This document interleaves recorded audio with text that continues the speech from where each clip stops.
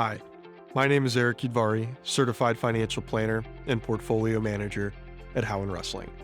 Today, I'm going to discuss debt.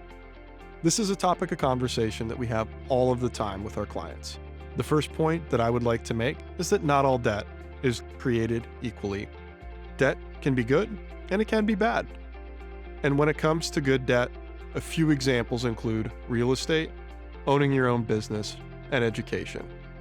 Owning your own home traditionally includes borrowing funds at a lower interest rate to buy an asset that will likely appreciate over the course of a couple decades. Along the way, you get to enjoy the house and a few tax breaks as well. Taking on debt to start your own business can also be another good form of debt. Being an entrepreneur and starting your own business has its risks, but can also be a fulfilling way to fill your time. Finally, investing in your education is a great way to get a leg up in the workforce, but make sure that the money you are spending on your education will make you marketable. Bad forms of debt include consumer debt, specifically credit card debt and auto loans. Credit card debt is some of the highest interest-bearing debt for consumers, and if not managed correctly, can take months or years to pay off. If you use a credit card, which in of itself is not a bad thing, make sure to pay off your balance in full at the end of the month. If you know you can't control yourself, just stick to cash and debit cards that don't allow you to spend beyond your means. Using a debit card or cash tends to make you think twice about those frivolous purchases. And here's a quick tip. Before you hit the purchase button on Amazon, leave it in the shopping cart for a day or two. If you still must have it after a couple days, simply make sure you're staying within your budget. Cars, on the other hand, are a necessity for many people, but when it comes to taking on an auto loan, it's important to understand that your car immediately loses value once you drive it off the lot. This is what we call a depreciating asset. You'll end up spending more on the car over the life of the auto loan, and yet the car will never be worth the same amount compared to the day you drove it off the lot. If you don't have enough cash on hand to buy the car outright, and many don't, especially in this current market, try to obtain a 0% interest loan or a loan with the lowest possible interest rate. Having a good credit score helps in this scenario. Many fall into the trap of solving for a specific monthly payment for an auto loan, but anytime we increase the term of the loan, say from 60 months to 72 months, we're just paying the lender more interest. For those of you who already have debt, all is not lost. We just need to implement a game plan for paying off that debt. I encourage you to start with a list of all the debt that you currently have.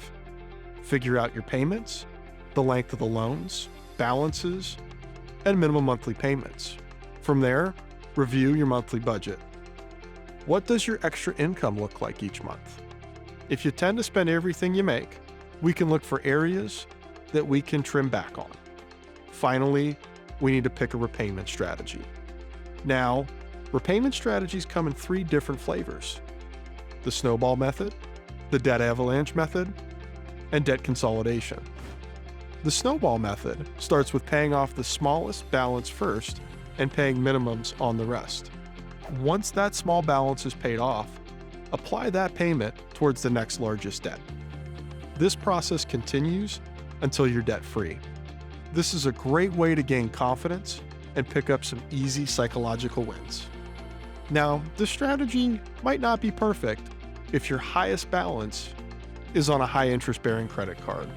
Therefore, it is important to first understand how all of our debt is structured. The debt avalanche method starts by paying off the largest balance or highest interest-bearing debt as quickly as possible, while still continuing to pay minimums on the rest. After that balance is paid off, move to the next smallest debt. Psychologically, paying off a big debt can give a huge boost of confidence, but this can take much longer to get that first one under your belt. Patience is key with this method. Finally, we have debt consolidation. This is where we take multiple debts and combine them into a single account. This is a great way to make one payment and stay organized. It can also allow you to lower the interest rate on your overall debt. During this process, many people take their existing credit card debt and transfer this debt to the new account. Seeing a zero balance credit card is a huge win, but keeping it at zero is another story. I have seen too many people consolidate debt just to rack up the balance on their credit card again. This is how you get yourself into some serious trouble. Hopefully, you can see that debt is a topic full of nuance, but there are very simple rules to understand and follow to gain or keep a healthy relationship with debt. After all, it is a powerful tool if used responsibly. If you'd like to discuss this topic further, we welcome a friendly conversation. Thanks for tuning in to today's episode of Street Smarts from Howland Wrestling.